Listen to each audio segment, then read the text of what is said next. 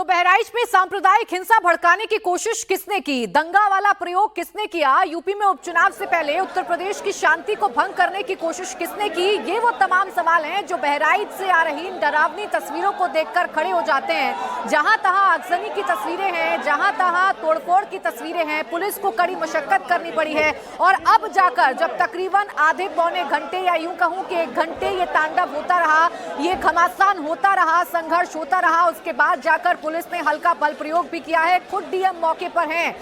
कमान उन्होंने अपने हाथों में संभाल ली है और अब हल्का बल प्रयोग करके वहां से उपद्रवियों को खदेड़ने का काम किया जा रहा है। लेकिन देखिए किस तरीके से माहौल बिगड़ा है, किस तरीके से काला धुआं उठता हुआ इस बात की तस्दीक कर रहा है कि माहौल कितना बिगड़ा था। वो एक एक तस्वीर बहराइच से आती हुई बता रही है। विशाल प्रताप सिंह मेरे सहयोगी मौके पर मौजूद है जो फिलहाल इस संघर्ष की तस्वीरें हम तक पहुंचा रहे हैं। आपके पास आ रही हूं विशाल, बताइए अब जरा माहौल थोड़ा बहुत शांत हुआ, ठंडा हुआ या अभी भी उपद्रवी उपद्रव मचाने के लिए तैयार है?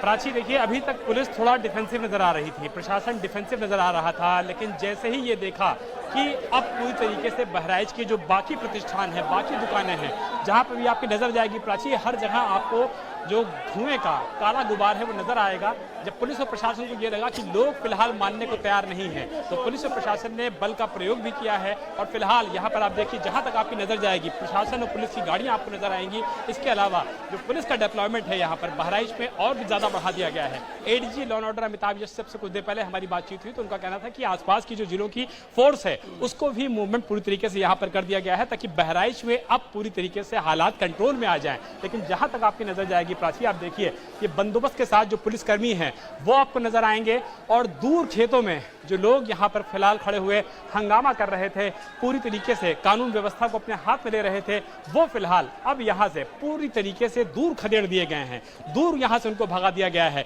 अब से कुछ देर पहले पुलिस को यहाँ पर मजबूरी में आंसू गैस के गोले भी छोड़ने पड़े क्योंकि बहराइच में महाराजगंज कस्बे में जो तस्वीरें आई, जो विजुअल्स आए, वो वाकई में बहुत ज्यादा हैरान करने वाले आए और इसी वजह से आप देखिए कि दूर दूर तक देखिए जहां जहां तक आपकी नजर जाएगी, कैमरामैन को बोलूंगा कि थोड़ा जूम इन करके तस्वीरें दिखाएं। खेतों के बीच से जो लोग फिलहाल यहां पर आए हुए थे, अब पुलिस और प्रशासन ने सख्ती दिखाई है, सारे लोग अपने अपने गांवों की तरफ वापस लौटना शुरू हो चुके हैं। फिलहाल तनावपूर्ण स्थिति जो है वो बहराइच में जरूर बनी हुई है, लेकिन अब यहाँ पर शांति नजर आ रही है क्योंकि डीएम और एसपी जो कि लगातार मौके पर मौजूद हैं, एडीजी लगातार मौके पर मौजूद हैं, कमिश्नर मौजूद है, इसके अलावा डीआईजी मौजूद हैं, सभी ने बहुत साफ कर दिया है पुलिस कर्मियों को कि अब किसी भी हालत में किसी को भी। ठीक है विशाल, अब मैं देख पा रही हूँ कि वो हुजूम जो अभी उपद्रव करने पर आमदा था, जो आगजनी कर रहा था, जो तोड़फोड़ कर रहा था, वो अब किनारे है, यानी कि वो अब अपने घरों की तरफ वापस लौटता हुआ नजर आ रहा है और पुलिस का दस्ता हमें सड़कों पर नजर आ रहा है।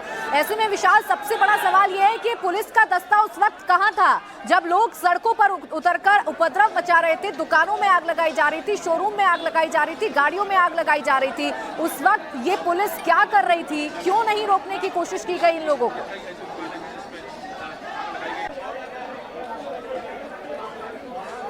प्राची, एक चीज जो कल महसूस की गई, लोकल लोग कह रहे थे कि कल पुलिस की मौजूदगी मौके पर कम थी, पुलिस एंटिसिपेट नहीं कर पाई कि इस तरीके का दंगा कल हो सकता है। तो ठीक है, चलिए पुलिस एंटिसिपेट नहीं कर पाई, लेकिन आज जो हो सकता था उसका पुलिस को एंटिसिपेशन था, पुलिस को जानकारी थी। और कैमरामैन को बोलूंगा कि पीछे जरा दिखाएं, जहां तक आपकी नजर जाएगी पुलिस और प्रशासन की गाड़ियां प्राची आपको नजर आएंगी। और ऐसे में जब पुलिस और प्रशासन की गाड़ियां, टुकड़ियों में पुलिस, हर जगह पुलिस आपको आज नजर आ सकती है, तो आज सुबह से ये इंतजाम क्यों नहीं हुए? कल शाम को जब ये पूरे बड़ी वारदात हुई तब ये इंतजाम क्यों नहीं हुए? और आज जहां तक आपकी नजर अब जाएगी प्राची, वहां आपको पुलिसकर्मी नजर आएंगे, वहां आपको फोर्स नजर आएगी, वहां पर आपको डिप्लॉयमेंट नजर आएगा। लेकिन फिलहाल ये डिप्लॉयमेंट उस समय नाकाफी साबित हुआ जब बहराइच में आम लोगों ने होंडा के शोरूम को आग लगाई, अस्पताल में आग लगाई, घरों में आग लगाई, सड़क पर खड़ी हुई गाड़ियों में आग लगाई, तब ये इंतजाम पूरी तरीके से नाकाफी हो गए थे। और इसी का फायदा उठाया उन उपद्रवियों ने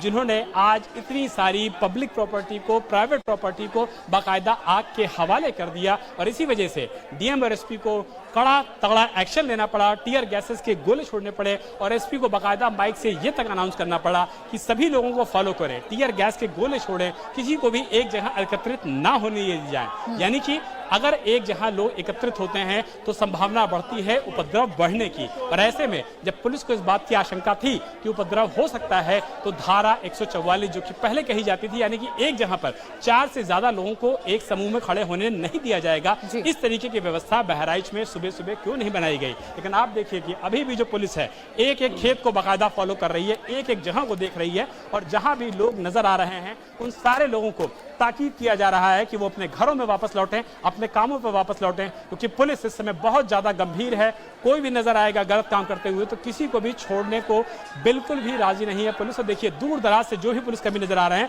सभी लोगों को ताकीद कर रहे हैं कि आप यहां से अब चले जाइए, क्योंकि बहुत हो चुका पब्लिक का नुकसान, बहुत हो चुका प्राइवेट प्रॉपर्टी का नुकसान, अब आपको यहां से किसी भी हाल में जाना ही होगा। यानी कि खेत में भी अगर आप काम कर रहे हैं तो फिलहाल अपने घरों की तरफ प्रस्थान कीजिए, घर की तरफ मूवमेंट कीजिए, क्योंकि पुलिस अब किसी भी कीमत पे बहराइच में किसी भी तरीके की अराजकता को, किसी भी तरीके की पब्लिक और प्राइवेट प्रॉपर्टी के नुकसान को बर्दाश्त नहीं करने वाली है। इसीलिए सारे ऑफिसर्स इस पूरे महाराजगंज कस्बे में न सिर्फ एक जहां से दूसरी जहां ट्रेवल कर रहे हैं, बल्कि अब ये कोशिश कर रहे हैं कि अब फिलहाल किसी भी तरीके की आगजनी बहराइच